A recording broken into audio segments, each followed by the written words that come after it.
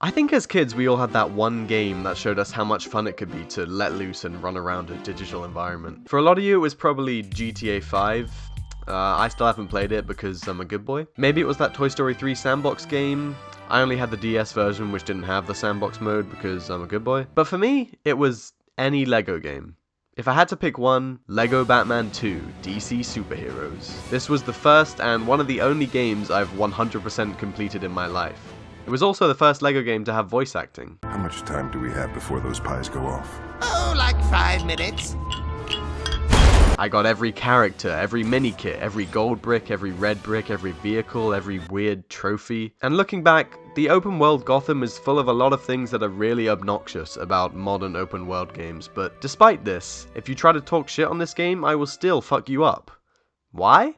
Because I played it when I was a kid and I bought the DVD they released of all the cutscenes. These games understand how to get kids excited about games. Kids don't care about how cleverly designed your level is, they care about how big your level is. They don't care about how well the puzzles make use of each character's abilities, they just want to unlock the Flash and race their friend around Gotham Disneyland on a gorilla. The most fun I had with this game wasn't doing the missions and watching the story unfold, it was dicking around and making up my own stories with my sister. It's like The Sims, they provide the dominoes and you knock them down. The gameplay leans on your imagination and whatever crazy bullshit you can come up with to push the game's systems to their extremes. So basically what I'm trying to say is, as an adult, the game isn't actually that fun.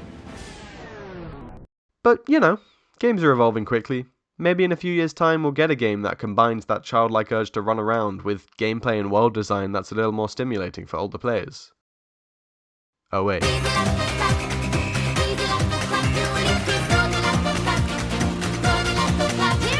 Donkey Kong Bananza is the latest culmination of Nintendo's quest to create the leanest, meanest platforming machinist adventure that is actively pushing the boundaries of what its genre is even supposed to be. I feel confident saying that I've never played another game where the base level of fun provided by just moving around and interacting with the world is enough to sell me on it entirely.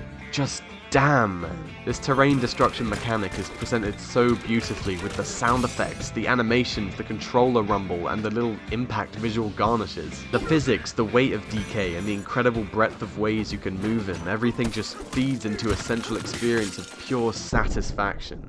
That's what sets this game apart for me. You play Blueprints for the mystery, you play Dark Souls for the combat, you play Uno for the story, you play Donkey Kong for the...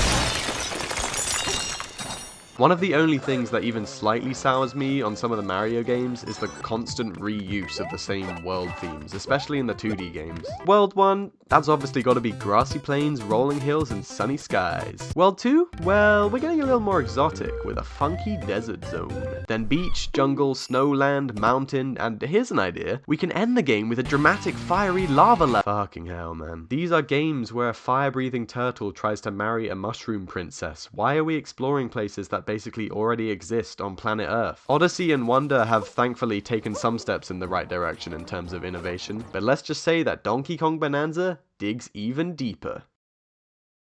Literally. Level 1 is no longer England if it was sunny, it's a moonlit metropolis of construction beams suspended around a gold mine. The ice level is made of ice cream and you dig to a molten chocolate cavern. There's a level that's been completely buried under a landfill and one set inside a fast food factory. Even the ones that don't seem as inspired on the surface have plenty of little flourishes that are just such a delight to uncover, like how the grass and flowers in the hilltop layer look like bananas, or how the beach layer has these rainbow shark guys that shoot out a bridge when you punch them. In LEGO Batman 2, the biggest reward that you get for exploring and messing around is unlocking a character that has the exact same abilities as one you already have. In Donkey Kong Bonanza, the entire point of the game is built around that childlike drive to turn over every stone. The open areas aren't a bonus you get for doing the story, the weird anime story is the bonus, and the meat of the game is powering yourself up with all the bananas and fossils. On top of just giving you fun cosmetic bonuses, you get abilities and buffs that change and enhance the way you interact and fight everything. I can just only dream of being a kid right now with this and Mario Kart World, you know, staying up way too late with my Switch under my pillow and just being completely sucked into these worlds.